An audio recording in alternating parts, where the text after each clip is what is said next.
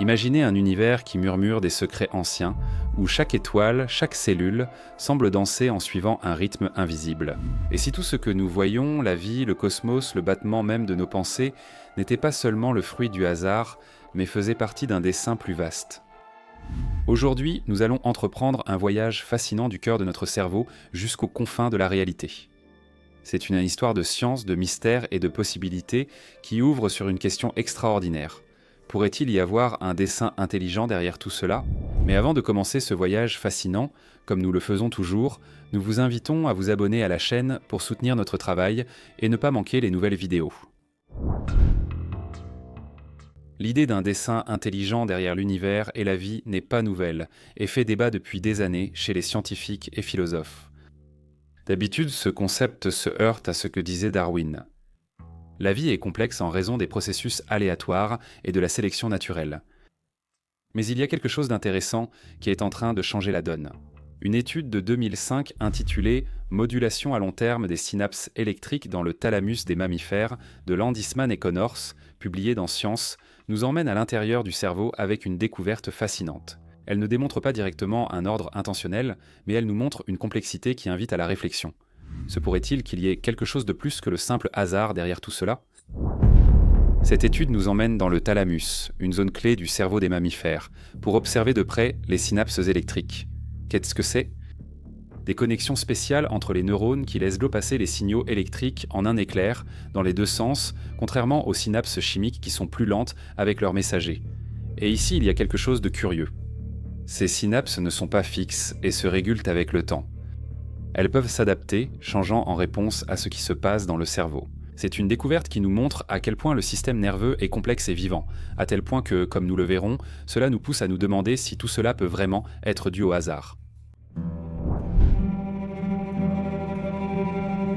À partir de là, nous pouvons réfléchir. Et si l'univers et la vie étaient le fruit d'un plan plutôt que du hasard, perceptible dans les lois physiques, les structures biologiques et des mécanismes d'une grande précision ? Mais creusons plus profondément. Dans le thalamus, les synapses électriques sont partout entre les neurones inhibiteurs, ceux qui mettent en pause certaines activités du cerveau, et elles ne sont pas rigides. Elles se modifient, s'ajustent, montrant une plasticité qui surprend. Cela nous dit que le cerveau n'est pas une boîte fixe de connexion, mais un réseau vivant qui s'adapte et réagit. Une complexité si raffinée qu'elle nous émerveille. Mais cela peut-il n'être qu'un hasard ? Cette plasticité complète celle des synapses chimiques déjà connues et éclaire la façon dont le cerveau gère les informations complexes, coordonne les réponses et maintient l'équilibre malgré les changements. Cette complexité nous pousse à regarder plus loin, jusqu'aux origines de l'univers. La cosmologie moderne nous montre quelque chose d'extraordinaire. Les règles fondamentales du cosmos, la force de gravité, la constante de Planck, la vitesse de la lumière, sont calibrées avec une précision impressionnante. Si ces chiffres changeaient ne serait-ce qu'un peu, il n'y aurait ni étoiles, ni planètes, ni molécules pour la vie. Les scientifiques appellent cela le réglage fin de l'univers. Et si on l'associe à ce que l'on observe dans le cerveau, comme la plasticité des synapses dans l'étude de Landisman et Connors, cela ouvre une perspective qui fait réfléchir. Et s'il existait un lien entre ces niveaux d'ordre, l'univers ne ressemble plus à un grand chaos insensé, mais à un système bien structuré, avec des lois et des mécanismes qui semblent faits pour créer et maintenir la vie. Maintenant, revenons aux synapses électriques dont nous parlions, essayez d'y penser comme ça. Et si c'était une sorte de code biologique ? Non seulement une pièce du puzzle, mais un ensemble d'instructions qui permet à la vie d'exister, de s'inventer, d'apprendre, et même de se regarder dans le miroir et de se demander qui l'on est. Cette façon qu'elles ont de se modifier au fil du temps, la modulation à long terme, n'est pas quelque chose d'isolé. Cela fait partie d'un système nerveux qui reçoit des signaux, les traite et produit des comportements efficaces. Ce niveau de connexion évoque une architecture cachée, un projet dépassant la somme de ses parties. Et si nous élargissons notre regard à l'évolution de la vie et à la naissance de l'univers, nous pouvons imaginer que le dessein intelligent n'est pas quelqu'un qui arrive et organise tout d'en haut. Peut-être est-ce quelque chose de plus subtil, un principe inscrit dans les lois de la nature depuis le début. En y réfléchissant, cela nous mène directement au cœur de l'étude de Landisman et son équipe. Là, nous trouvons les synapses électriques, un système dans le cerveau qui est aussi mystérieux que surprenant. Récemment, nous ne les comprenions pas totalement, mais elles révèlent désormais quelque chose de spécial. Contrairement aux synapses chimiques, qui envoient un compte des messages lents en utilisant des substances chimiques à travers un espace entre les neurones, celles-ci fonctionnent de manière directe. Elles utilisent encore de petits canaux, appelés jonctions gap, qui relient deux neurones comme s'ils ne faisaient en qu'un. Ainsi, les signaux électriques passent rapidement, presque instantanément, créant une synchronisation parfaite entre les cellules qui peuvent communiquer dans les deux sens. Et il y a encore plus. L'une des choses qui ressort de l'étude est la capacité des synapses électriques à se modifier au fil du temps, un phénomène appelé plasticité synaptique. Nous associons généralement la plasticité aux synapses chimiques, où des changements à long terme aident le cerveau à apprendre et à se souvenir. Pour celles électriques, cela semblait moins pertinent, mais Landisman et Connors ont constaté que dans le thalamus, ces connexions s'ajustent, répondant à l'activité autour d'elles avec une flexibilité surprenante. Cela pourrait être la preuve que le cerveau n'est pas seulement un transmetteur de signaux, mais qu'il s'adapte activement, comme s'il répondait au monde extérieur. Et tout cela ouvre une fenêtre sur la flexibilité de notre système nerveux, et montre une complexité qui va au-delà du simple passage d'informations. On dirait un travail d'ingénieur. Chaque partie est calibrée pour fonctionner avec les autres et maintenir l'ensemble en équilibre. Si cela n'était que le résultat de mutations aléatoires, on devrait s'attendre à quelques erreurs ou gaspillages ici et là. Au contraire, c'est comme si tout était réglé pour fonctionner au mieux. Un autre signal qui pourrait nous faire penser au dessin intelligent. Sur cette chaîne, je vais en profondeur sur des sujets difficiles à expliquer, et plus on creuse, plus il devient difficile de savoir ce qui est vraiment réel. C'est pareil avec notre argent. La bourse est complexe et difficile à vraiment comprendre, alors je me suis aussi plongé là-dedans. Et c'est comme ça que j'ai découvert Mintos, une plateforme qui vous permet d'investir dans des prêts et de gagner des rendements de façon plus régulière. Plutôt que de prédire un marché instable, voici quelque chose que vous pouvez vraiment comprendre, contrairement aux mystères que j'aborde sur cette chaîne. Et comme vous venez par ma chaîne, vous pouvez obtenir jusqu'à 500 € de bonus lorsque vous investissez un 500 € ou plus. Stable, prévisible, ça se déroule jour après jour. Vous pouvez l'analyser, le filtrer, voir ce qui s'y trouve réellement. Vous n'avez pas à deviner ce qui est réel sur Mintos, c'est réel. Le rendement moyen des prêts est de presque 11%. Mintos fonctionne depuis 2014 avec plus de 600 000 utilisateurs et est réglementé dans l'UE sous MiFID. Y a-t-il une autre forme de vie ailleurs? Nous l'ignorons encore, mais cela, nous le savons. Jusqu'à 500 € de bonus lorsque vous investissez. Un 500 € ou plus, cliquez sur le lien dans la description ou scannez le code QR. Arrêtez de deviner ce qui est réel. Commencez à utiliser Mintos. Les choses sous un autre angle. Pensez aux réseaux neuronaux artificiels, ceux que nous utilisons pour l'intelligence artificielle. Ce sont des systèmes créés par l'homme, inspirés du cerveau et conçus pour une raison précise. Traiter rapidement et efficacement des données avec des connexions s'ajustant au fil de l'apprentissage. Les synapses électriques de l'étude de Landesman sont incroyablement similaires. Elles se modifient, s'adaptent aux stimuli, elles réagissent de manière dynamique. La différence dans Tudor, c'est que nous avons conçu les réseaux artificiels avec un plan précis, alors que ces synapses sont apparues naturellement, sans concepteur visible. Cela soulève une question intéressante. Et si la nature s'était inspirée d'une idée de conception? Ou peut-être si le design était déjà en elle? La précision avec laquelle ces synapses synchronisent les neurones, quasi mathématiques, suggère qu'elles participent à un ensemble plus vaste, guidé par des règles dépassant le hasard. En reliant cela à ce que nous disions plus tôt sur l'univers et le code biologique, il semble que chaque pièce du puzzle nous rapproche un peu plus d'un dessin caché. En reprenant ce que nous disions sur les synapses électriques, il y a un autre aspect de l'étude de Landman qui mérite d'être exploré. La façon dont ces connexions maintiennent tout en synchronie. Dans le thalamus, cette synchronie est fondamentale. Pensez à la perception des sons ou des images, à la façon dont le cerveau passe du sommeil à l'éveil. Les synapses électriques ne restent pas passives. Elles se modifient avec le temps, régulant la façon dont les neurones communiquent entre eux, en s'adaptant à ce qui est nécessaire à ce moment-là. Ce n'est pas quelque chose qui arrive par hasard. Il faut un enchevêtrement parfait de molécules, de signaux électriques et de structures, tous travaillant ensemble pour un résultat cohérent. En biologie, on dit souvent que la synchronie naît d'elle-même, comme un phénomène spontané. Mais quand tu la vois partout, des rythmes du jour et de la nuit aux ondes cérébrales, tu commences à te demander s'il n'y a pas un ordre plus profond, quelque chose qui semble intentionnel. Maintenant, déplaçons notre regard du cerveau à l'univers tout entier. Ici, nous trouvons un autre indice qui se relie à ce que nous disions plus tôt sur le réglage fin.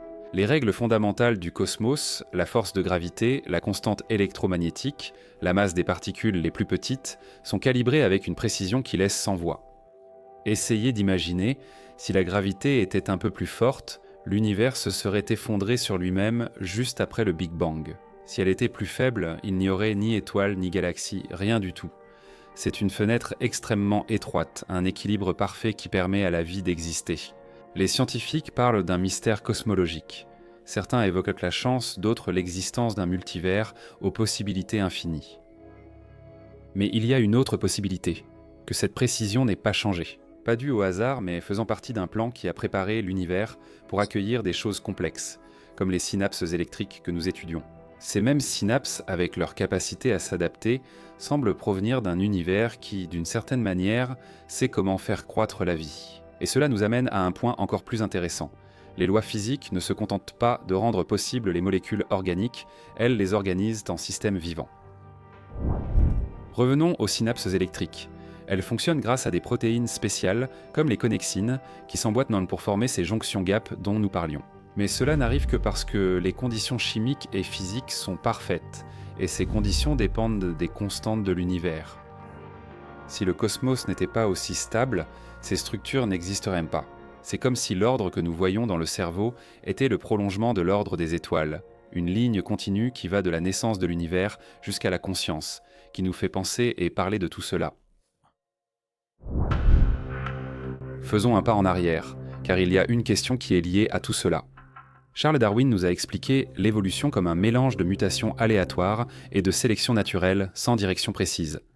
En observant les synapses électriques dans l'étude de Landisman et Connors et cette plasticité adaptative du cerveau, on se demande « Et si tout cela n'était pas si aléatoire, peut-être que les lois de la nature guident les systèmes biologiques vers une complexité croissante ». Dans cette idée, le dessin intelligent ne s'oppose pas à l'évolution, mais la transforme en quelque chose de voulu, où les mutations et la sélection ne sont pas totalement aléatoires, mais suivent une voie déjà tracée. Les synapses électriques, grâce à leur synchronie et flexibilité, suggèrent alors que la nature vise à créer des structures toujours plus utiles et fonctionnelles. Et comment fonctionne ce programme ? Pensez aux lois de la nature comme à des rails, guidés par des règles chimiques qui s'appliquent partout. Ces lois ne sont pas un caprice. Elles déterminent ce qui peut arriver et ce qui ne le peut pas, quelles mutations fonctionnent et quelles adaptations persistent. Peut-être que le dessin intelligent, c'est cela. Un projet qui établit ses règles, créant un environnement où l'évolution n'est pas aveugle, mais explore des possibilités déjà disponibles. La plasticité des synapses ne semble pas être un hasard, mais le fruit d'un système qui sait comment évoluer vers quelque chose d'efficace. En suivant le fil de ce que nous disions sur les lois de la nature comme des rails, il y a un autre phénomène qui s'entrelace avec cette idée, la convergence évolutive. C'est lorsque des créatures différentes, qui n'ont pas de lien de parenté, finissent par développer des caractéristiques similaires parce qu'elles doivent faire face à des problèmes similaires. Prenez les yeux par exemple. Les poulpes et les vertébrés les ont développés chacun de leur côté, ou les ailes des oiseaux et des insectes. Il semble que le terrain de l'évolution soit fait d'obstacles immuables qui poussent vers certains résultats. Et si le dessin intelligent était une sorte d'architecte silencieux, quelque chose qui introduit dans les lois de la nature une tendance à créer complexité et adaptation. Tout cela nous amène à une idée qui revient souvent lorsqu'on parle de dessin. La complexité irréductible. C'est le concept selon lequel certains systèmes biologiques sont trop compliqués pour être apparus étape par étape, uniquement grâce à de petits changements aléatoires. Les synapses électriques n'ont pas une étiquette indiquant qu'elles sont irréductibles, mais regardez-les. Elles dépendent d'un mélange de protéines, de signaux électriques et de contrôles moléculaires qui doivent tous fonctionner ensemble. Comment un système aussi imbriqué peut-il se former si toutes les parties ne sont pas prêtes dès le début ? Une possibilité est que l'évolution n'ait pas travaillé seule, mais qu'elle ait eu un coup de pouce, un projet qui a mis en place les éléments de base, prêts à être utilisés. Dans ce cas, la sélection naturelle n'invente pas tout à partir de zéro, mais elle choisit parmi des possibilités qui existent déjà grâce à un dessin caché. Mais nous ne sommes pas obligés de jeter tout ce que nous savons sur le hasard. L'idée d'un dessin intelligent ne signifie pas dire adieu aux mutations aléatoires ou à la sélection naturelle, mais les voir dans un cadre plus large. Les mutations peuvent être le carburant qui fait tourner le moteur et la sélection le filtre qui garde le meilleur. Peut-être agissent-elles dans un système visant à élever la vie vers plus de complexité et de conscience. Les synapses électriques, avec leur capacité à s'adapter et à tout synchroniser, sont un exemple parfait de cet équilibre. Peut-être naissent-elles d'événements aléatoires, mais leur fonctionnement ne ressemble en rien à un accident. C'est un compromis qui dépasse l'ancienne lutte entre ceux qui ne croient qu'en l'évolution et ceux qui veulent un créateur. Ici, l'évolution devient la manière dont un dessin intelligent se manifeste. L'univers, alors, est comme un laboratoire vivant. Le hasard existe, mais il ne commande pas tout. Il y a une intention inscrite dans ses fondements qui le guide doucement. L'hypothèse du dessin intelligent trouve une place bien à elle dans une conversation ancienne entre la science et la religion. D'habitude, la science moderne cherche à comprendre le monde sans faire intervenir de forces surnaturelles, tandis que de nombreuses traditions religieuses voyaient l'ordre du cosmos comme l'œuvre d'une entité divine. Mais ce que nous explorons ici est différent, une sorte de voie intermédiaire. Il n'est pas nécessaire d'imaginer un créateur qui intervient d'en haut, l'idée est plutôt que l'intentionnalité est déjà présente dans les lois de la nature. Revenons à l'étude de Landisman sur les synapses électriques. Leur plasticité, la synchronie qu'elles créent, semblent en être un exemple. C'est comme si elles étaient en fait pour soutenir la vie et la conscience, un mécanisme qui porte en lui une idée de dessin. Il n'est pas nécessaire d'abandonner la rigueur scientifique pour cela. Il s'agit d'ouvrir les yeux et de se demander si l'ordre que nous voyons, du thalamus jusqu'à l'univers, n'est pas le signe de quelque chose d'intrinsèque. Tout cela nous amène à une limite que la science rencontre, quelque chose qui se relie à ce que nous disions sur l'évolution guidée. La science est très douée pour nous dire comment les choses fonctionnent, mais quand on arrive au pourquoi la nature a créé un système aussi raffiné, les réponses blancs deviennent plus insaisissables. Il en va de même pour l'ajustement fin de l'univers. Nous savons calculer la précision de ces constantes physiques, mais expliquer pourquoi elles sont parfaitement adaptées à la vie est une autre question. C'est là que le dessin intelligent s'impose comme une hypothèse philosophique, une façon de combler ce vide. Il ne dit pas que tout relève du hasard, mais qu'il pourrait y avoir une finalité. Ce n'est pas un rejet de la science, bien au contraire. C'est une invitation au dialogue interdisciplinaire, sans se limiter aux chiffres. L'intelligent design va un peu à contre-courant par rapport à la façon dont beaucoup voient dans l'univers aujourd'hui. Un endroit sans but, guidé uniquement par des lois physiques qui n'ont pas de direction. C'est ce qu'on appelle le paradigme matérialiste. Mais lorsque, par exemple, nous observons la plasticité des synapses électriques dans l'étude de Landisman, nous trouvons une organisation qui semble trop parfaite pour n'être qu'un simple accident.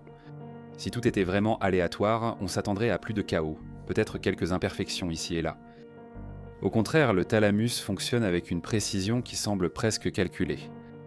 Imaginez si nous pouvions prouver que la synchronisation créée par ces synapses est le secret de la conscience. Ne vous demanderiez-vous pas si l'univers a été construit exprès pour nous faire penser et comprendre, et il n'y a pas que le cerveau.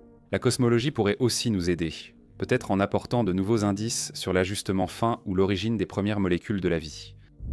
Ces avancées pourraient nous dire si la piste du dessin est solide ou non. Ce n'est clairement pas une réponse définitive, mais une hypothèse qui pousse la science à ne pas se limiter au fonctionnement des choses, mais à essayer d'aborder aussi le pourquoi, nous emmenant dans des endroits que nous n'avons pas encore explorés. Et il y a plus. Cela concerne le dialogue entre disciplines évoquées précédemment. Le dessin intelligent pourrait devenir un pont, une façon de rassembler des mondes différents, des neuroscientifiques, des physiciens, des philosophes, même des théologiens. Tout le monde pourrait s'asseoir à la même table pour mieux comprendre des choses comme les synapses électriques ou ce réglage fin du cosmos. Il ne s'agit pas de trouver une vérité gravée dans la pierre, mais d'enrichir ce que nous savons de l'univers. Nous sommes partis de l'étude de Landisman sur le thalamus, avec ses synapses électriques qui s'adaptent et se synchronisent d'une manière si sophistiquée qu'elles semblent faites exprès pour nous rendre adaptables et conscients. De là, nous avons élargi notre regard. Les constantes physiques de l'univers, réglées avec une précision incroyable, semblent préparer le terrain pour la vie. Un ordre qui va des étoiles jusqu'au réseau de notre cerveau. Et l'évolution. Peut-être qu'elle n'est pas aussi aveugle qu'on le pense, mais une manière pour ces lois de faire émerger un dessin. La philosophie et la science s'entrelacent ici, nous poussant à repenser ce que nous savons et à ouvrir un dialogue plus large. Mis ensemble, ces éléments nous montrent un univers qui ne semble pas aléatoire, mais intentionnel, construit pour faire naître et soutenir la vie sous toutes ses formes. L'ajustement fin, avec cette perfection à couper le souffle, crée les conditions pour que ces structures existent. Et l'évolution devient la façon dont il explore ce qui est possible. Il n'est pas nécessaire d'imaginer un concepteur venant de l'extérieur. L'intention semble vivre à l'intérieur même de la réalité, tissée dans ses fondations. De la physique à la biologie, chaque niveau est connecté, comme si l'univers avait été conçu pour transformer le chaos initial en un ordre de plus en plus riche, jusqu'à des créatures capables de regarder en elles-mêmes et de se demander qui elles sont. C'est une pensée qui change notre façon de voir le cosmos. Ce n'est plus un lieu froid et indifférent, mais quelque chose qui a un but et qui se révèle peu à peu. Le dessin intelligent n'est pas une réponse toute faite à encadrer, mais une idée qui mérite d'être explorée, aussi bien par la science que par la philosophie. Ce que nous savons nous confronte à des questions que nous ne pouvons pas ignorer. Pourquoi l'univers est-il si parfait pour la vie ? Comment des systèmes complexes peuvent-ils émerger en harmonie ? Plutôt que de les laisser en suspens, voyons-les comme une invitation à chercher encore, à pousser plus loin ce que nous savons. De nouvelles découvertes sur le thalamus, l'origine de la vie ou le corps. De nouvelles découvertes sur le cosmos pourraient nous donner d'autres indices pour confirmer ou infirmer cette vision. À ce stade, nous vous invitons à laisser votre avis en commentaire. Et si vous avez aimé la vidéo, n'oubliez pas de vous abonner à la chaîne pour soutenir notre travail et ne pas manquer les nouvelles vidéos. À la prochaine histoire.